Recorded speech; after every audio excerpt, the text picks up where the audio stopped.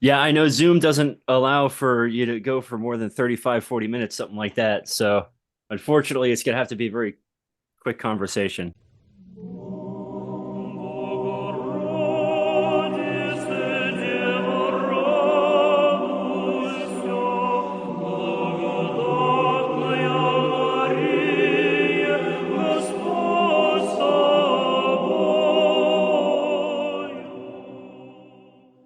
Yeah, I know Zoom doesn't allow for you to go for more than 35, 40 minutes, something like that. So unfortunately, it's going to have to be a very quick conversation. So my apologies right off the bat, but Oh, that's okay. thank you so much for making the time to talk Of course, it's my just a little blessing. bit. It's my blessing. It's a blessing for all of us. Because this every time I read it, I fall just a little bit more in love with the way the translation worked out. Um, um, wow, where to begin? Okay, so for starters, for people that are going to be watching this after the fact, you are Father Silviu Bunta. I hope I'm pronouncing that correctly. You are Perfect. a priest in the Orthodox Church in America, yes, Yes. under our dear Bishop Alexander, and you just recently relocated to Texas, correct? Yes. Yes, Okay. exactly. The valley, as far south as Texas goes. Excellent, excellent. So just a little bit about your background with translations goes. We talked about on the show the Erraticon, which is now in its second edition, Yes. which Second. which from what I'm told is Bishop Alexander's go-to service book, which Mhm. I thought was pretty neat. So why did you choose to start translating these very specific Athonite texts? Oh, okay. So that's a very good question. Specifically, the I prefer the Book of Simopetra because I have a connection to the monastery through Hmm. Archbishop Alexander. So Yes. Archbishop Alexander himself spent time at the monastery of Simopetra, and moreover, even before I established actually a connection to Archbishop Alexander, that's more than 20 years ago. I already knew that the books of Simon Petrarch were considered sort of the golden standard of liturgical texts. They are very, very well done, and quite also thoroughly researched, because the specialist that contributed to their books was Ioannis Fundoulis, which is arguably one of the great Orthodox liturgists of the 20th century. And they're also very sober. They really, um, if you want, took over my attention uh, due to their sobriety. Elder Milanos himself, the abbot of Simopetra, the former abbot of Simopetra, before Elder Lyseos, always encouraged his priests to serve very soberly and very reservedly. That's an aspect of Mm. serving soberly, so that Christ comes forth, and not they themselves. All of these things impress me, Yeah, and the and books are well, really, really well done, as you pointed out in your video. I remember we yes, thank you. copied actually the original Greek text, even in the way we partition the prayers, and yes. Mhm. Yeah, because one of the things that stands out in those texts versus what we use, say, in the OCA or any other jurisdiction, is that there's not quite as much liturgical direction as far as the priest should be doing exactly this, exactly this, exactly this, as far as movements goes. And it's to my understanding, and correct me if I'm wrong, is that it's just that it takes away a lot of the distraction from both the monks present and from the clergy that are serving, so they can focus more on prayer and the liturgy itself. All right. Exactly. And then you have the mentions of, the priest should raise his hands a little bit. Mm-hmm. He should bow slowly. You have all these adverbs and all these words that basically temper maybe any inclinations we might have. To But go it, showboating or yes, to go out. making too big a gesture. Exactly. It raises his voice a bit, raises the gospel in front of his face, Mm-hmm. so that, anyway, at the little entrance during the liturgy, people see the gospel and not the face. All these indications are actually an expression of that wonderful way of serving that I saw at Simon Petra. I visited a few times myself, and I served with lucky. them. So You're blessed to have done so. I still have Quite yet to get amazing. out of the country, let alone Manatha. So God willing, someday. So about the Psalter now, which is what a lot of people like to talk about, at least in my narrow little world here on the show. The first thing a lot of people will notice about the Psalter, and we've mentioned this numerous times on the show, and I know you've mentioned it a couple times in talking about it through email and whatnot, is that it's a very jarring language when you first approach it, and that and someone said to me, and I don't remember who, so this is, someone said to someone, and it came to me that the idea is that it's supposed to be a little uncomfortable. Is there anything to that, or? Yes, there is. One of the dissatisfactions I had with many existing translations, a notable exception is the translation of Father Ephraim Lash, who's absolutely wonderful, by the way. He was a wonderful translator. Yes. But one of the issues I took with many translations is the fact that they smooth over all these rough points of the text. And I don't think that is good. First and foremost, because it seems to me, and I explained this in not the second half, it's not a half, but almost a third of the book. The end of the book explains what I'm doing. And I explained this at length. I think a translation should pass on basically the interpretive pressures that the original text creates.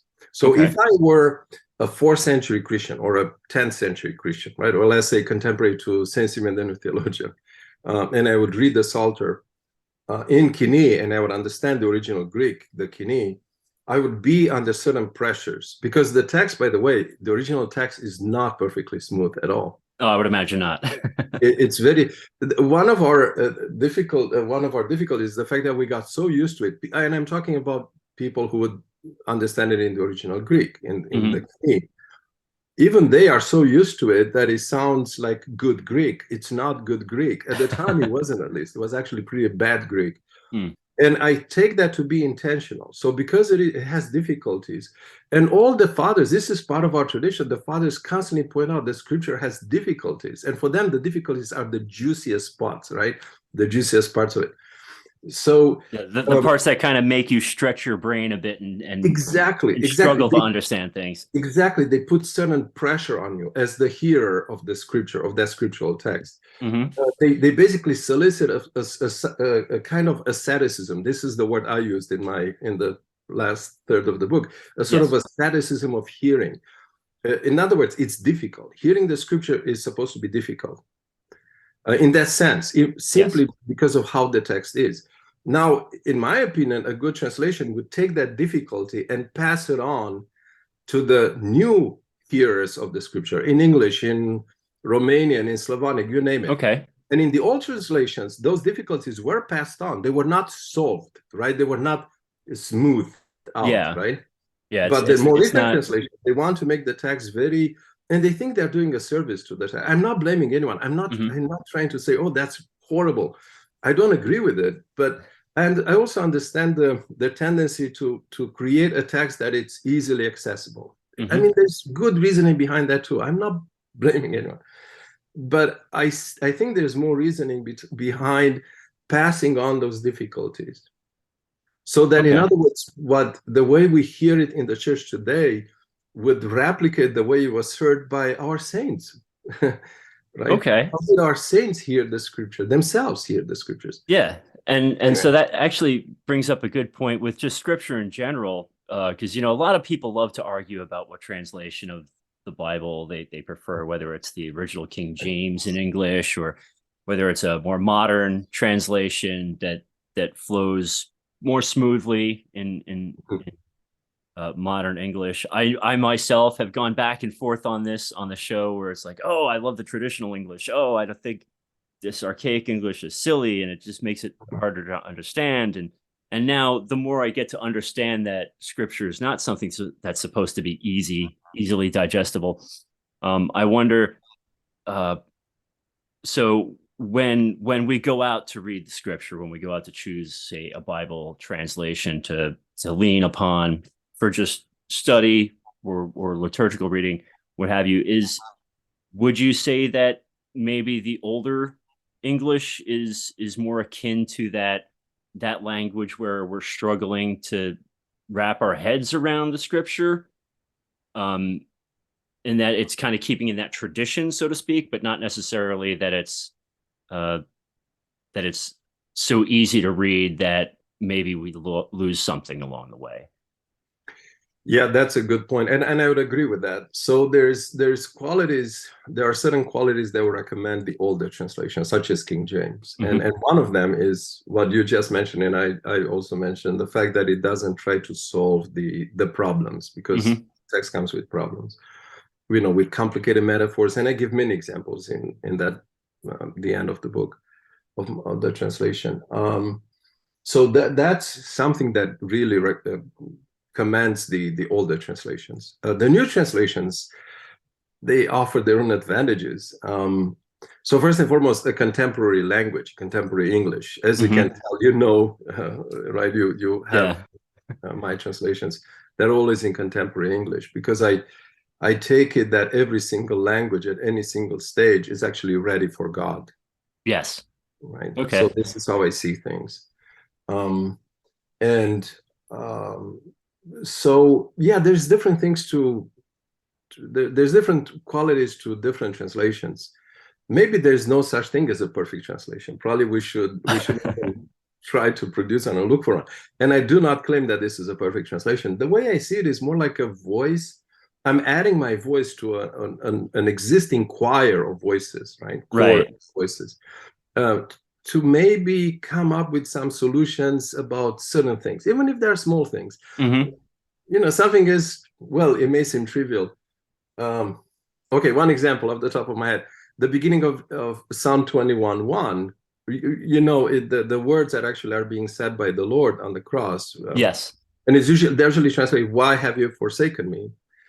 And the Aramaic there, anyway, the preposition would sound the same in Hebrew, lama. It's actually translated into Greek as a question of purpose, not of reason. Right? It's not asking, what's the reason for which you have forsaken me? Or rather, I accept that I'm forsaken, and I know this serves a purpose. I want to find out the purpose. Now, that's a very different way of seeing it. And that's very obvious in Greek. And nevertheless, many English translations have the why, which is so loose, and more often than not, people would take it to be about, as I said, about reason rather than purpose. The Greek is very clear. It's about purpose. Yeah. Now, a perfect translation would have been, what's the purpose for which you have forsaken me? But that sounds horrible. So I compromised and I said, what for have you forsaken me? Yeah. And that people get that it's purpose. And that actually brings up a point that I think a lot of people lose, and it's worth mentioning, I think, is that the English language compared to the old Greek are apples and oranges, where you can have one word in the old Greek that would take an entire sentence to explain in English. And so when it comes to translating anything, there has to be a compromise.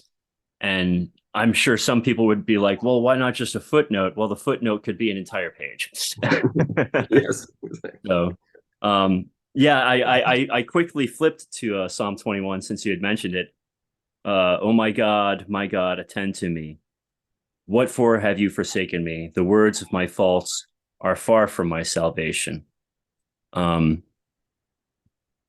And like you said, that just that one line being rendered as such is not only so far removed from what we know in, say, the King James English or any of the modern Elizabethan English translations of the Psalms that we get, but immediately my head is trying to figure out what is happening here, what is being said. So I get immediately what you mean by translation leaving something there for the mind to chew on, for a mystery to ponder.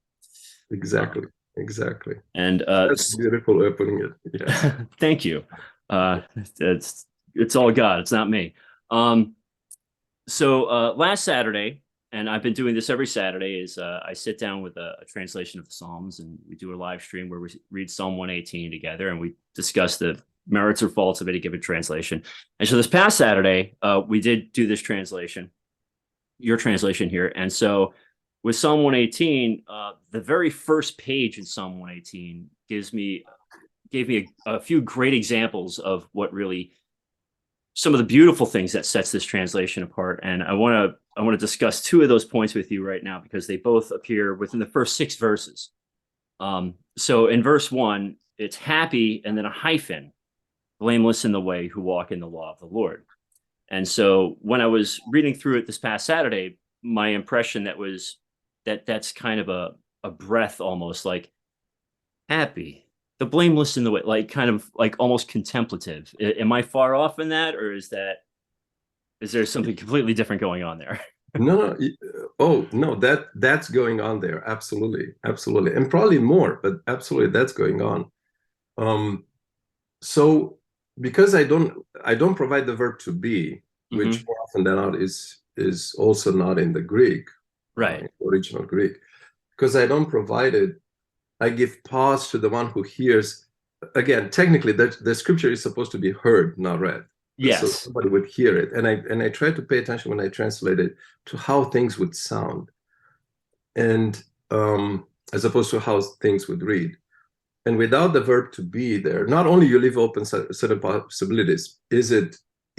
Happy is, the happy are. So, the present tense, or is it an imperative? Happy be, let them be happy. The Greek is not going one way or the other, so I kept that fluidity there. But even more importantly, what you say, it's actually, it kind of, because it's not complete, it sucks you in. It solicits you to contribute to the text, right? You have to finish the text in yourself, in your own life, in your own struggles, in your own heart, in your own soul, and that's absolutely. Well, I'm convinced there are indications in the text itself that say that actually this was the intention of the psalmist, right? That the psalmist wanted a text in a way open to a certain extent to incorporate the hearer. Saint Athanasius, and it's a powerful text in Saint Athanasius that I translate on that opening page, where he says that in our tradition, the Psalter is being heard by someone as if it was this person's own words. Yes.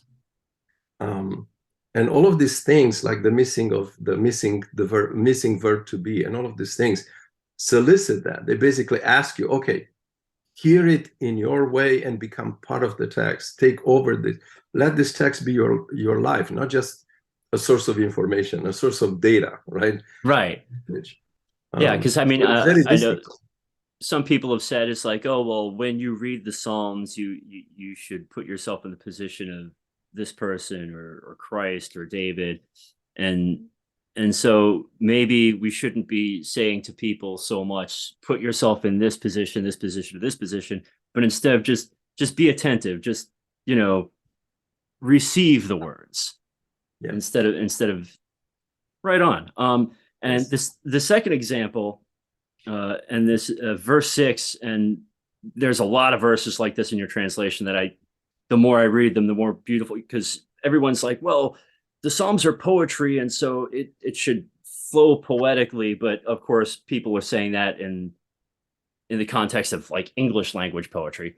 So, but here we have a great example of the Psalm as an actual poem, as a song, where it has a flow to it, like cadence, and it's a line that repeats itself at the beginning, where it says, "Then I will not be put to shame as I look upon all your commandments." And so in points in the Psalter where it does have a repeated line like that, is that the intention there? Is that, or can we maybe make that assumption that the intention of the psalmist was that there was that flow because this is a chant, this is a song?